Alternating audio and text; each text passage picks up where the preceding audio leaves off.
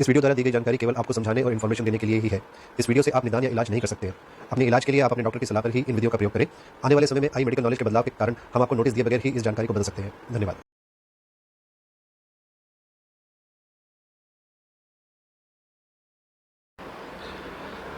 नमस्कार दोस्तों, newborn series की श्रृंखला को आगे बढ़ाते हुए आज हम बात करते हैं इनसफिशिएंट मिल्क। हमने पिछली बार वीडियो में डिस्कस किया था कि माँ के दूध में कभी कुदरत कमी नहीं छोड़ती। खूब सारा तैयारी हो जाती है शरीर के अंदर मम्मी के कि खूब सारा दूध आए। जब उसका न्यूबॉर्न आएगा, जब उसका दूध मांगेगा, बच्चे को फीड कराएगी तो सफिशिएंट मिल्क आना चाहिए उसके अंदर। फिर भी बहुत सारी मदर्स हमारे पास आती हैं और कंप्लेन करती हैं कि उनका मिल्क सफिशिएंट नहीं हो रहा। आज हम इस पॉइंट पर बात करेंगे कि मम्मी को क्यों लगता है कि मिल्क सफिशिएंट नहीं आता। दोस्तों, सबसे पहला कारण ये होता है कि जब बच्चा भूखा होगा तो उसने तो क्राई करना है। जब वो क्राई करता है तो मम्मी को लगता है कि शायद उसके पास दूध की कमी है, इसलिए बच्चा रो रहा है। पर क्या सिर्फ दूध की कमी ही बच्चे के रोने का कारण होता है? नहीं, बहुत सारे और कारण होते हैं जिसकी वजह से बच्चे रोते हैं।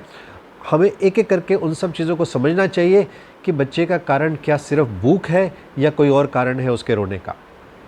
तो मैंने पिछले वीडियो में भी आपको बताया था कि जब बच्चा हंग्री होता है, जब भूखा होता है, तो उसको कुछ हंगर क्यूज़ होते हैं, कुछ उसके लक्षण होते हैं जिससे पता चलता है कि वो बच्चा भूखा है। सर्चिंग मूवमेंट्स होती हैं, रूटिंग मूवमेंट्स होती है, मुंह खोलकर सर्च करता रहता है और जैसे उसको ऑफ़र किया जाता है वो लैच करता है, अच्छी तरीके से उसकी पोजीशन बनाई जाती है, वो अच्छी तरह से सक करना शुरू करता है और शांत हो जाता है। पर उसके अलावा बच्चे जो होते हैं ना, इसका पेट बड़ा छोटा सा होता है। थोड़ी सा दूध पीते हैं, थोड़ा सा दूध पीने के बाद थोड़ी देर में वो दूध हज़म हो जाता है, उनका पेट खाली हो जाता है, उनको दोबारा डिमांड हो जाती है। ये प्रोसेस, ये साइकिल जो होता है उनका, ये लगभग 24 घंटे चलता रहता है। तो शुरू में बच्चे पता है क्या करते हैं? सारी सारी रात मम्मी को जगाते रहते हैं, थोड़ी थोड़ी देर बाद उससे दूध डिमांड करते रहते हैं, दूध मांगते रहते हैं। दिन में कई बार ये बच्चे ज़्यादा से सो जाते हैं, 3-3, 4-4 घंटे लगातार सो जाते हैं। पर रात के समय ये हर आधे घंटे में, 1 घंटे में, 1.5 घंटे में मम्मी को जगाकर उनसे थोड़ा सा दूध पिएंगे, 5-10 मिनट दूध पीकर फिर शांत होकर फिर सो जाएंगे, लेकिन थोड़ी देर बाद फिर जग जाएंगे। तो ये नॉर्मल प्रोसेस होता है, नॉर्मल साइकिल होता है। ये हमें समझना चाहिए कि न्यूबॉर्न बेबीज़, जो न्यूली बॉर्न बच्चे हैं, शुरू में कुछ दिनों में, पहले 15-20 दिन, महीना इस तरीके से कर सकते हैं और इसको हमें एक्सेप्ट करना चाहिए। इसका मतलब कभी भी ये नहीं होता कि दूध की कमी है। इसका मतलब सिर्फ ये होता है, मम्मी को समझना होता है। मैंने पहले भी बताया था, यूज़र मैनुअल नहीं होता बच्चों के साथ में। तो हमें समझना होता है कि जब दिन होगा तो ये बच्चा 3-4 घंटे एट ए स्ट्रेच सो जाएगा, जब रात होगी तो हो सकता है ये ज़्यादा बार डिमांड करे। ओवरऑल ये 10 से 12 बार दूध पीते हैं और खुलकर पेशाब करते हैं, खुलकर पेशाब आ रहा होता है, तो इसका मतलब दूध की कोई कमी नहीं है। इसके अंदर खूब सारा वॉल्यूम जो है पानी का जा रहा है थ्रू द मिल्क और उसमें पेशाब आ रहा है, तो इसका मतलब ये बच्चा ठीक होना चाहिए। अब हमें ये बात देखनी चाहिए कि बच्चा जो है वो प्रॉपरली लैच कर रहा है कि नहीं कर रहा मम्मी को। अगर मम्मी उसको उठा रही है, अपने पास सीने से लगा रही है, लेकिन बच्चा मुंह खोलकर पूरा ब्रेस्ट को नहीं पकड़ पा रहा, उसकी ठोड़ी जो है बच्चे की वो ब्रेस्ट के साथ नहीं लगी हुई है, बच्चा इतना नज़दीक नहीं है कि वो बच्चा पूरा का पूरा ब्रेस्ट के साथ अपोज कर रहा हो, उसको टच कर रहा हो, फील कर रहा हो, तो वो शायद पूरा प्रॉपर सकिंग नहीं कर रहा है। उसका मुंह बड़ा खुलना चाहिए। बहुत सारे कंडीशंस होती है, कई बार मदर की अपनी कंडीशंस होती है, अपनी लिमिटेशंस होती है, निप्पल की शेप में कुछ डिफरेंसेस होते हैं, जिसकी वजह से कुछ मम्मियों के बच्चे उनको नहीं फील कर पाते, पकड़ नहीं पाते। तो उन मदर्स को जो होती है, थोड़ा सा अपने चाइल्ड स्पेशलिस्ट डॉक्टर्स से कंसल्ट कर उनसे मुलाकात कर उनको अपनी प्रॉब्लम बताकर, उनको बताकर कि ये लैच नहीं कर पा रहा ठीक तरीके से, वो मदद मांगी जा सकती है और डॉक्टर्स आपको बताएंगे कि तरीका क्या है, किस तरीके से आप उसको हेल्प करें उस बच्चे को। निप्पल शील्ड्स आती हैं और भी बहुत सारे तरीके होते हैं और ये मैनेजेबल कंडीशन होती है, बड़े आराम से मैनेज की जा सकती है और काफ़ी सारी मदर्स के अंदर होती है, इसलिए परेशान होने की ज़रूरत नहीं और ये सारी की सारी सक्सेसफुली अपने बच्चों को मैनेज कर पाती हैं और फीड करा पाती है, इसमें कोई कमी नहीं रह जाती। तीसरा कारण जब होता है बच्चों का कि बहुत ज़्यादा जब बच्चे रो रहे होते हैं, तो ये देखना होता है कई बार कोई गर्मी तो नहीं लग रही बच्चे को, ओवर क्लोथ तो नहीं है बच्चा। हम देखते हैं कई बार बच्चों को बहुत ज़्यादा गर्म कपड़ों में, बहुत ज़्यादा लेयर्स के अंदर लपेटा जाता है। अब उसके ऊपर मल्टीपल लेयर्स ऑफ कपड़े हैं, उसके बाद बनियान है, शर्ट है, उसके ऊपर एक और शर्ट पहनाई हुई है, एक और कपड़ा दिया हुआ है, और फिर उसको एक टॉवल दिया हुआ है जिसके अंदर उसको रखा हुआ है, और उसके पास एक चादर लपेटी हुई है, एक शॉल लपेटी हुई है, और उस शॉल के भी कई रोल्स जो है उसके ऊपर लपेटे हुए हैं। तो अल्टीमेटली देखो तो 10-12 लेयर्स लग जाती है बच्चे के ऊपर।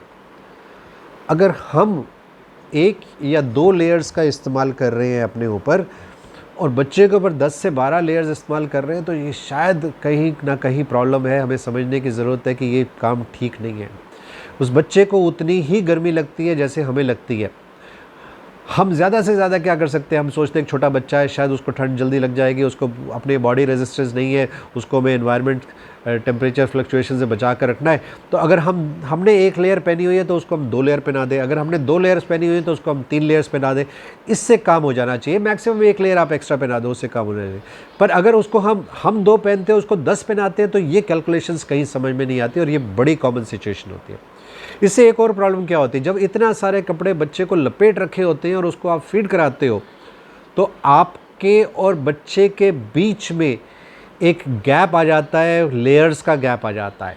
ये लेयर्स का गैप जो होता है बच्चे को प्रॉपर लैच नहीं होने देता, पकड़ नहीं बनाने देता, और वो प्रॉपरली सकल नहीं कर पाता, और बच्चा भी स्लिप होता रहता है, उसको गर्मी लगती रहती है, वो झटपटाता रहता है और वो रोता रहता है। एक बड़ा इम्पॉर्टेंट कारण है बच्चे का रोना।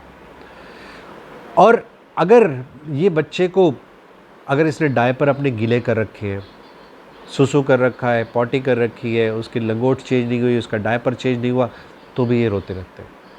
तो हमें बड़ा ध्यान रखना पड़ता है कि गर्मी तो नहीं लग रही, इसके डायपर्स गीले तो नहीं है, इसको डिमांड तो नहीं है कि इसको साफ़ किया जाए, उसके बाद ये शांत होगा बच्चा। ये सारी बातें इम्पॉर्टेंट है। एक बड़ी छोटी सी बात है, बड़ी इम्पॉर्टेंट बात है, जो हमारी फैमिलीज़ के अंदर मैं देखता हूँ बड़ी होती रहती है। इसके अंदर होता क्या है कि जब छोटा न्यूबॉर्न बेबी पैदा होता है घर के अंदर, तो बहुत सारे लोग मिलने के लिए आते हैं, इसको बारी बारी से मिलने के लिए आ रहे होते हैं। सारा दिन लोग उसको गोदी में लेकर बैठे होते हैं।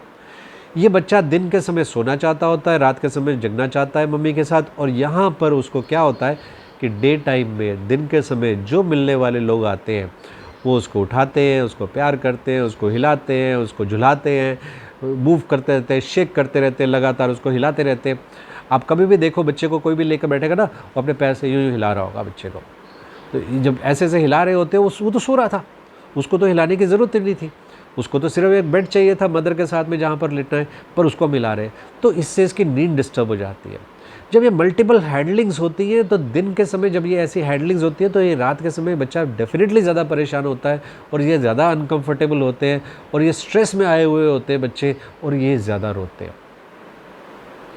बड़ी बार मैं देखता हूँ प्रिस्क्रिप्शन में पता क्या लिखा होता है, पेट दर्द की दवाई। 10 दिन का बच्चा है, बच्चा पेरेंट्स ने कंप्लेन करी कि बच्चा रो रहा है, और कोई उसको पेट दर्द की दवाई लिख देगा। अब ये चीज़ जो होती है, मुझे थोड़ा सा लगता है कि इन छोटे बच्चों को हम जल्दबाजी में ये दवाई दे रहे हैं इस एज में। पहली बात तो ये है कि अगर मम्मी का दूध पी रहा है तो उसको जो है पेट दर्द नहीं होना चाहिए। This is not the age for pain abdomen. Colic, पेट में दर्द होता है बच्चों का 2-3 हफ्तों के बाद में, चौथे 5वें हफ्ते में इनको दर्द होना शुरू होता है। 1.5 महीने में, 2 महीने के एज में ज़्यादा दर्द होना शुरू होता है, पर इस एज पर 10 दिन के, 12 दिन के एज पर नहीं होता है इनको पेट में दर्द। तो ये जल्दबाजी की जाती है कई बार दवाइयाँ देने में। मैं सोचता हूँ थोड़ा सा इसको ऑब्ज़र्व किया जाए, वॉच किया जाए कि कारण क्या है। पहले कारण रोने का ढूंढे, उस कारण को एड्रेस करें, और एक बार उस कारण को एड्रेस करते हैं फिर देखते हैं कि वास्तव में मिल्क इनसफिशेंट है कि नहीं है, वास्तव में क्या दूध की कमी है कि नहीं है। अगर दूध की कमी होगी तो फिर तरीका निकालेंगे ना कहीं और। दोस्तों, मुझे उम्मीद है कि ये छोटी छोटी बातें आपको मदद करेंगी अपने छोटे से बेबी को संभालने के लिए, उसकी छोटी सी छोटी प्रॉब्लम को समझने के लिए, और उसके बिहेवियर्स को अंडरस्टैंड करने के लिए। अगर आपको ये वीडियो पसंद आ रहा है तो प्लीज़ आप इसको लाइक करिए, आप अपने कमेंट्स भेजिए। divyaclinic.com पर आप अपने कमेंट्स भेज सकते हैं, मेरे को ईमेल द्वारा भी भेज सकते हैं।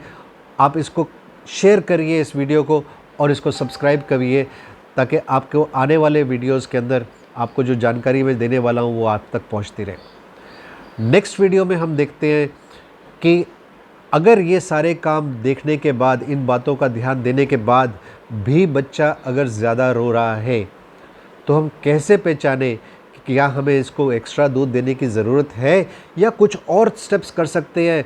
छोटी छोटी स्टेप्स उठाई जा सकती हैं, मदर छोटे छोटे काम कर ले जिससे कि वो अपने ही दूध पर बिना किसी और परेशानी के, बिना किसी और चीज़ के उस बच्चे को सेटिस्फाई कर पाए। ये देखिएगा ज़रूर, क्योंकि और ये छोटी बातें बड़ी प्रैक्टिकल बातें हैं, इनको यूज़ कर कर आप अपने बेबी को ब्रेस्ट फीडिंग से पूरा उसको बेनिफिट दे सकते हैं और बहुत सारी बीमारियां जो ऊपर का दूध और बॉटल और चीज़ें शुरू करने से होती हैं उससे बचा सकते हैं। मिलते हैं अगले वीडियो में, नेक्स्ट वीडियो का इंतज़ार करिए।